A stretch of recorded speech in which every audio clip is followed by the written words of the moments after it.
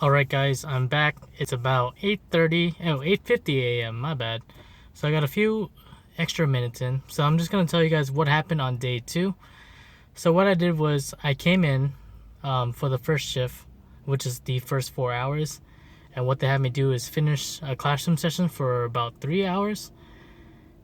And what we did afterwards was we got to actually do what we were trained to do. So I was personally doing the sorter work. So sorters would have to look at a zip code of a package and determine which belt it goes to. So it shows the drivers which trucks each packages go to. And to do that, I had to take an exam or multiple exams where it would say, give me about 5 seconds and it would give me a zip code and I would have to figure out what color it went to. I did relatively well on it on the computer exam, but when it came to the actual thing, you had to carry a whole bunch of different boxes from like 70 pounds, 110 pounds, 150 pounds. Sometimes they're really, really over my head because I'm a really, really short guy.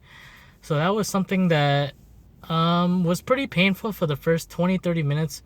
It actually as bad as I expected it to be. It seemed a lot easier than unloaders where they would have to continuously keep unloading boxes. And as a sorter, sometimes the unloaders would get backed up. So sometimes I got a little mini like 5 or 6 second break, which is really, really nice. So moving on, I had a 1 hour break from 3:30 to 4:30. And afterwards, I had to work at a whole different shift called the preload shift. So what I was working the first 4 hours prior was called the night shift. Now I'm working the preload shift. Initially coming into here, I had no idea what was going to happen because day 1, I just had to go home. So what they did was the supervisor came out, or the manager rather, and said that, yeah, there's a bit too many people at the moment. So there was 2 options. I think he might have sent me home, but since he wanted me to get experience, he set me up to stay, and what it ended up being was being a scanner. So it's pretty much doing the same thing where I would put the packages that come out of the trailer into their respective belts, but what I would have to do is I would wear this scanner on my hands that looked like a really cool Spider-Man blaster thingy, and you would just scan the zip code of each package, so the tracking number or the RFID code or whatever the hell they call it, and it would generate like a infrared technology or infrared laser inside of the scanner, and you would scan it literally with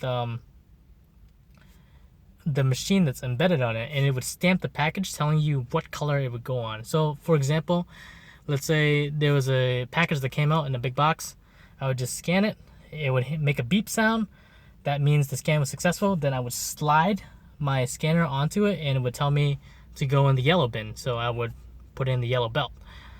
That's pretty much how it went for literally 2 hours with a 10-minute break in between, and then for another 2 hours. I watched a lot of other workers do it, and they seemed like sometimes they were struggling with it. Personally, my scanner wasn't really working all that well. It kind of messed up about 5 times. Sometimes it shut off, sometimes it wouldn't scan, sometimes it wouldn't print. So I had a lot of issues dealing with the scanner for the first time. But then I had my supervisor, who happened to be really, really nice, which is a change of pace. And he helped me out through the whole process. He showed me shortcuts on how to do it, showed me where to stand, the proper footwork, how far away the scanner should be. And I met this Korean guy, and he was really, really good at it. Like, he would scan it, and literally in less than a split second, he would already have the print on it, and he would have already thrown it into the bin. And he actually, based on the statistics, he actually works twice as fast as everybody else. So I thought it was something I could look forward to. And afterwards, when I finally finished the shift, had another 20-minute conversation with the supervisor, paid, of course, about the safety and the legality issues dealing with UPS. And if you get cut or hurt in any way, like I did today, I got a cut, then you have to inform them to make sure you get any benefits just in case you go into the hospital.